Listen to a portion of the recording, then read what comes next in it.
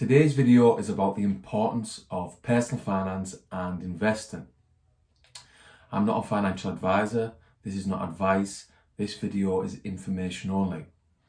If you like today's video, give it a like and subscribe to the channel. Help me get the content out there. So today's video, I'm going to be discussing the importance of personal finance and investing. And what I'm going to do, I'm going to give a quick, brief summary of my first 20 YouTube videos. The first 20 odd videos of my YouTube channel have been loosely based on my first book, FI Money, Learn the Hard Way, Teach the Easy Way. And it's been split into 4 sections. So the first 5 videos was about money mindset. The next 5 videos about the planning. Then the next 5 videos about financial literacy. And finally, the last 5 videos have been about investing with skill. So what I'm going to do today is just have a little recap, summary of the first 20 videos. My first 5 videos have been all about money mindset. Now, it's important to understand your relationship with money, to reflect on your relationship with money and fully understand your relationship with money. Now, when I've done this over the last few years, especially in 2019, I realised that I've always had a little bit of anxiety around money ever since I was a kid. Always anxious about money and work since I've been an adult. So I've also realised that I'm an emotional investor. And this isn't good. You don't want to be emotional when you're investing. You want to be neutral when it comes to money and neutral when it comes to investing. And this is something I've struggled with in the past. So yeah, get to fully understand your relationship with money. And this is what my first 5 videos were all about. Then it was about the plan. Getting your goals written down, how to write your goals, and fully deciding what you want for your financial future. Now for me, one of my biggest goals, the biggest goal, is to be financially independent. And I've got a target of achieving that by the time I'm 45. So this was a goal I set back when I was 35. I'm now 39, so I've got 6 years to hit that goal. So if you sit down and have a good think about it, plan your financial future, decide exactly what you want. Now, once I get to that point, financial independence, I'll be much calmer around money.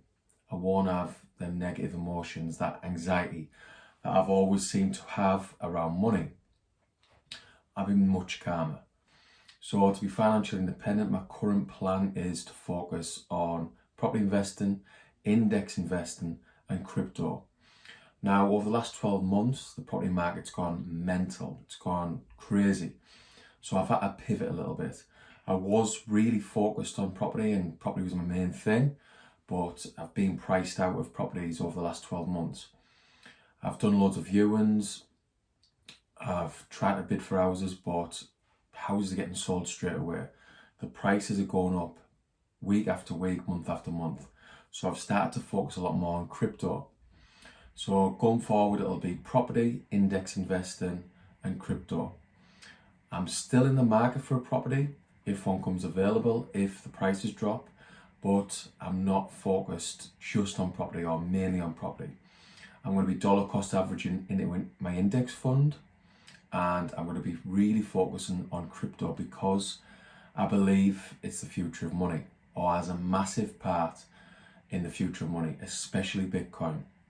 And some altcoins like Ethereum and other legit altcoins like Cardano, Solana, DOT, I think they've got a big part to play, and that's because of blockchain technology. So that's my current plan to get financial independence. So what I would do if I was you is have a good think about what you want. Plan your financial future, because otherwise you'll just be floating around aimlessly. Then the next 5 videos are all about financial literacy. So you understand your relationship with money, you've got your plan in place, then it's about learning about money, learning about investing, learning about compound interest, diversification, inflation. Inflation is very relevant at the moment, and it might bring negative emotions, it might get you worried, but it's still important to understand, especially when you start investing. Now, when you start investing, you want to do your calculations like gross yield, net yield, ROI, which is return on investing. And once you have a target ROI, say 10% from properties or any investment you decide to go with, or 15%, you've got to factor inflation in. Now, up until the last 6 months, up until the last few months, I was aware of inflation, but it was sort of background noise. I wasn't really taking it into account. So for example, my index funds, I'm confident based on the books I've read and historical data that I can achieve 7 to 8% on my index fund on average over the years, especially because I'm going to be doing it over the long term. I'm aware that my index fund is going to go up and down because the market's cyclical.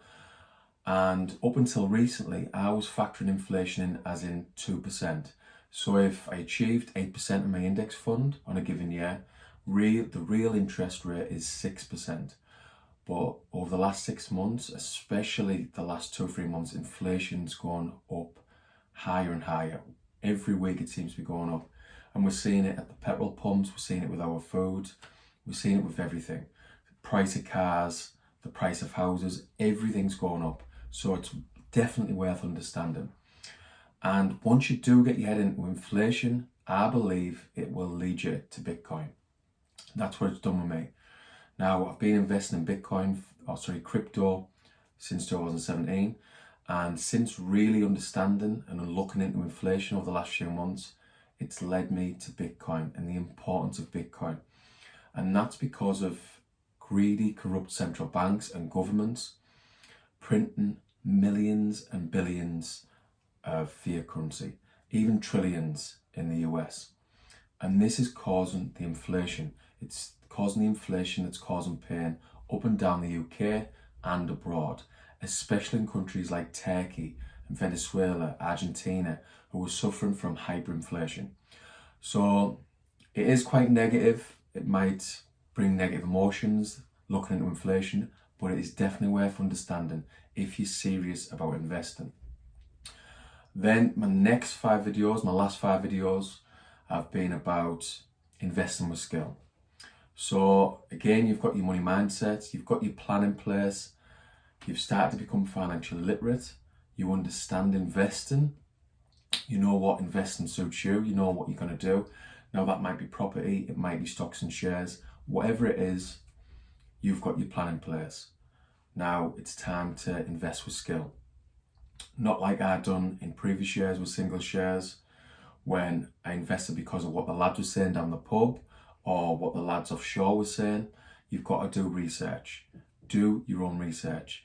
Now this is something I say time and time again in these videos, but it's massively important because when you're investing, it's your responsibility. They're your investments. So again, do your own research.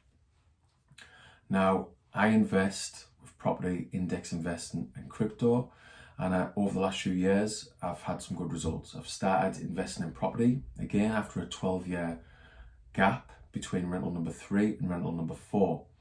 And this is because of a negative mindset, a poor mindset around money and investing. And this was especially the case between 2008 and 2018. I was very negative, made very questionable investing decisions, like putting all my savings in premium bonds, and in them premium bonds that I held for about 4 years, I earned less than 1%. Now, if I'd have got back into property, and this was about 2014, 2015, things would be very different now. I would probably have 15 houses, 16 houses, but unfortunately, I didn't get back in at this time. And it took until the start of 2019 for me to get back into property. I've bought a few properties over the last few years, so I've improved. I've got back into property. I've started investing in the stock market. Now, because of what's happened in the past with single shares, I lost my life savings back in 2010, 2011. I've realised that I'm an emotional investor, and what this has led to is investing into an index fund. This is what suits me. And over the last few years, I've been investing into a life strategy 80/20 fund with Vanguard since mid 2019. And I've just dollar costed averaged into that fund, and I haven't checked on my fund. I haven't been too emotional and get myself too worked up over it. I've literally checked in on it once a year, twice a year maximum. So this is investing with skill, in my opinion. And then with crypto, I've been investing with crypto, like I say, since 2017. I've had some wins under my belt, I've made some good investing decisions. I got into some decent altcoins early 2021, like Solana, for example. I've made some good money on Solana. I put £2,000 in, and the value of the token shot right up. I managed to pull $10,000 out, and then a few months later I managed to pull another 10,000 out, and I've still got a significant amount of Solana tokens. So this is investing with skill. But to be honest, it's not for the faint-hearted. Crypto investing can make you very emotional, and that's what it done for me in 2021. All my old negative habits kicked back in, especially in April when I got into a coin called SafeMoon. I put £2,000 in, and after a few weeks it went up to 68,000. I got greedy, got too emotional, didn't cash out, and this is how not to invest with skill. And this led to me checking on my crypto coins constantly for a good 6 weeks. And it's happened later in the year. I'll get too obsessed with crypto, but thankfully over the last few months I've managed to stop checking on the crypto charts too much. I'm aware of the price of Bitcoin. I'll maybe check CoinMarketCap once a week. I've still got quite a few altcoins. I've got Ethereum in my cold wallet, for example, and I've got maybe 10, 11 other altcoins. I've invested in the metaverse. I'm staking some coins on an exchange, blah, blah, blah. Basically, what I'm just trying to say is that over the last few years, I've managed to improve my investing. And that's because I've done it step by step. I got my mindset right. I was reading a lot of books on finance, business, investing. I got a plan together. I really done my research on whatever I was investing in. Done my calculations when I was looking at properties, for example, or read several books on index investing before getting back into the stock market in 2019. And this is what I would do. This is what I write about in my first book, FI Money, Learn the Hard Way, Teach the Easy Way. And it's helped. These simple steps that I've followed have improved my investing. And for more details of my book, for the link, my Amazon link, check out the video description. In my opinion, this book will help you with your investing. It'll help you with personal finance and your investing, especially if you're a beginner.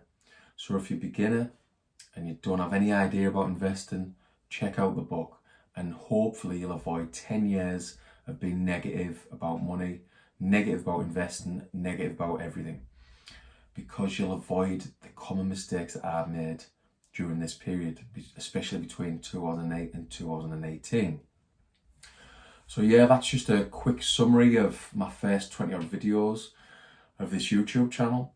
Now going forward, I'm going to be focusing on my long-term strategy of property, index investing and crypto, especially crypto, because I'm going to be getting my head right into crypto over the next few months. I believe it's the future of money. I believe Bitcoin and other altcoins like Ethereum have a massive part to play. Now, a lot of people I know are interested in learning about crypto, especially when the markets are quite down. They just want quick, easy money. But for me, if you learn about crypto now, buy a few altcoins with money you can afford to lose, I think it'll be game changing in a few years down the line, because it is early in adoption. It is the fastest adopted technology ever, faster than mobiles, faster than the internet, but it's still very early. I think it's 3% of the world is using crypto at the moment.